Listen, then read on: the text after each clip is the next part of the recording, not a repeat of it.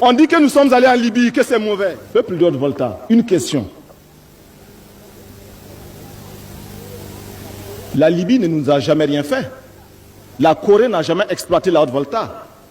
La Libye n'a jamais attaqué la Haute-Volta. Pourtant, nous connaissons des pays qui ont attaqué la Haute-Volta, qui ont mis nos parents en prison. Nos grands-parents sont morts sur des champs de bataille pour ces pays. Nous coopérons avec eux, on ne se plaint pas. Alors, c'est après 3 démarches de la Libye que nous avons décidé d'y aller. Et nous avons posé des conditions concrètes qui sont à la satisfaction du peuple voltaïque. Lorsque nous allons négocier avec certains pays, 2 millions, 3 millions de francs CFA, on en parle à la radio. Avec Kadhafi, nous avons négocié 3 milliards et demi. 3 milliards et demi. 3500 millions. Alors, le peuple est content, oui ou non? Le peuple aime la coopération entre les États. Les États qui respectent leur peuple. Le peuple de Haute-Volta ne veut pas qu'on lui indique sa voie. Nous disons non à la domestication de la diplomatie voltaïque. Nous disons non au despotisme de la diplomatie voltaïque. Nous sommes libres et nous irons où nous voudrons.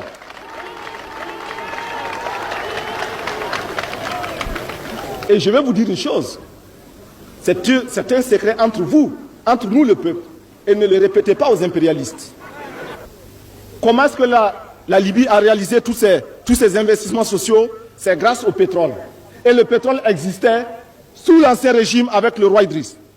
Mais ce pétrole était exploité par les impérialistes et pour le roi, c'est tout.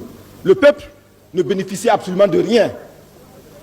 Aujourd'hui, les Libyens ont des maisons gratuitement. Ils ont les soins gratuitement. Ils ont des routes bitumées. Si demain, nous pouvions transformer la Haute-Volta comme Kadhafi a transformé la Libye, est-ce que vous seriez content, oui ou non?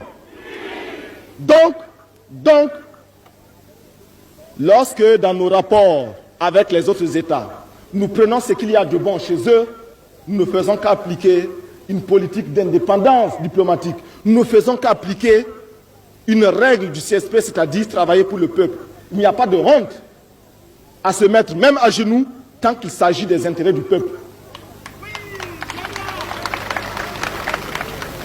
Nous sommes en train de vous parler. Nous savons que dans cette foule se trouvent des gens qui auraient bien voulu nous fusiller actuellement. Ce sont des risques que nous prenons. Mais nous n'avons pas peur parce que nous sommes convaincus que c'est pour l'intérêt du peuple. Et nous leur disons, tirez. Lorsque vous allez tirer, vos balles feront demi-tour et vous atteindront. C'est ce qui s'appelle la victoire sur les ennemis du peuple. La victoire sur les ennemis du peuple vous donne des forces nouvelles, vous donne des capacités accrues. Aujourd'hui, nous parlons avec la force du peuple. Nous ne parlons pas avec notre propre force. C'est différent. Les ennemis du CSP disent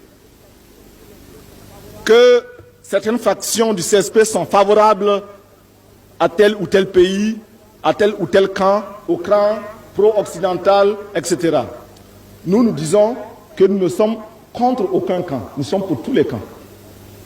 Nous l'avons répété à New Delhi, au non-allié, nous sommes pour tous les camps. Mais nous disons également que celui qui aime son peuple aime les autres peuples. Nous aimons le peuple voltaïque et nous aimons le peuple de Nicaragua, nous aimons le peuple d'Algérie, nous aimons le peuple de Libye, nous aimons le peuple du Ghana, nous aimons le peuple du Mali, nous aimons tous les autres peuples. Parce que nous aimons le peuple voltaïque. Ceux qui n'aiment pas leur peuple n'aiment pas le peuple voltaïque.